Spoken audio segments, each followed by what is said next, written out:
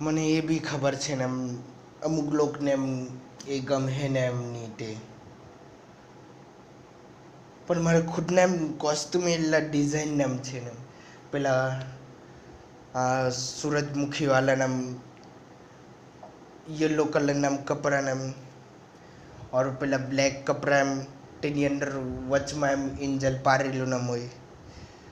और બીજા બીજા એમ નલ બેટીના એમ કપડાને એમ તે બાદલ જેવાના એમ તે और તેની પર બી ઢાળિયાના મોટી એટલે બ્લેક સૂટ એમ